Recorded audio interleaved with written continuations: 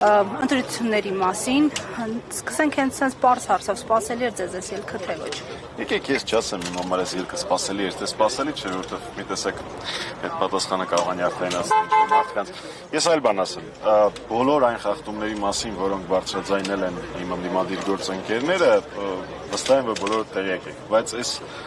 աղմուկի մեջ մի տեսակ առանց ուշադրության մնաց ԵԱՀԿ ժմիկ նախնական զեկույցը, որը մեղմ ասած չի արտացոլում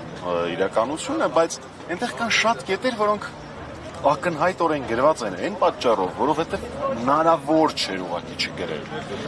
Հստակ գրված է, որ այն սոցիալական աջակցությունները, որոնք իշխանություն կոչեցյալները տրամադրել են նախընտրական շրջանում, խախտում է։ Հստակ նշված է, որ Փաշինյանի խոսույթն է խախտում։ Հստակ նշված է, որ առկա է թիրախավորում, առկա է հատելության խոսք եւ այլն, բևեռացվածություն, ոնց որ մի քանի տեղ հատուկ գրվում է։ Դրա նախաձեռնողը իշխանություններն են, դրա նախաձեռնողը իշխող մեծամասնությունն է։ Ուստի սա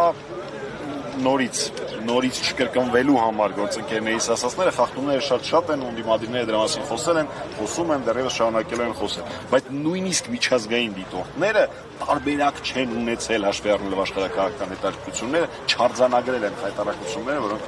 եղել են այս ընտրությունների ընթացքում։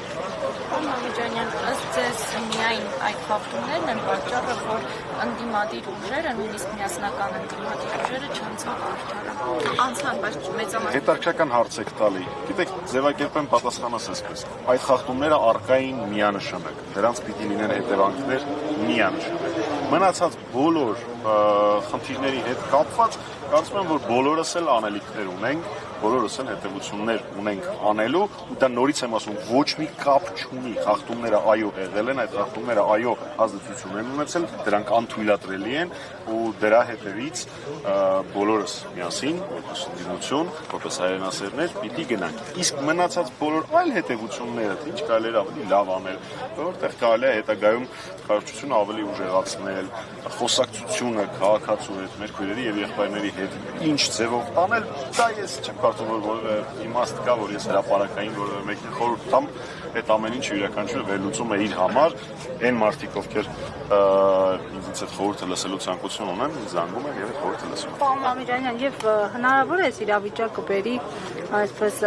դարձի շրջանը սյուր լինի եւ հանգեն իմպիչմենթի օրակարգի։ Ես հիմա բավական հետաքրքրական կարգավիճակում եմ գտնվում։ Ես իհարկե ունեմ հնարավորություն ասելու, բայց չեմ անի։ Ամենաշատ ձայներ հավաքած հիմնական ընդդիմադիր ուժի առաջին համարի Նարեկ Կարապետյանի երեկվա ասածներից ակնհայտ երևում էր, որ իրենք մեծ ուշադրություն են դարձնում իմպիչմենթ գործիքի։ Համիջանյան, օրակարգում ամենաառաջնային հարցը վերցնել մանդատները, թե չվերցնել դուք որպես ներկապահին խորհրդարանում պատգամավոր, ինչ դիտարկում ունեք, ինչ կարծիք ունեք այդ հարցի։ Կներեք, բայց նույն պատասխանը պիտի տամ։ Ես չեմ հասկանում այն մարդկանց, ովքեր գործընկերներին հրապարակային են խորհուրդներ տալիս։ Ես իմ խորհուրդները տալիս եմ անձնական զրույցների ժամանակ այն մարդկանց, ովքեր խորհուրդը հարցնում։